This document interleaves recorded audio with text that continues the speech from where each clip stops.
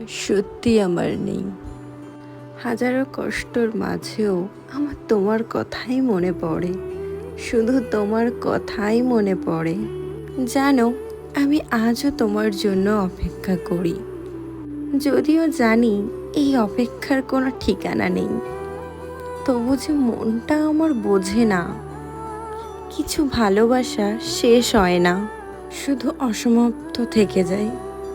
তোমাকে ভুলে যাব বলে নিজেকে কতবার বোঝাই, কিন্তু রাত নামলেই মনটা ভেঙে পড়ে।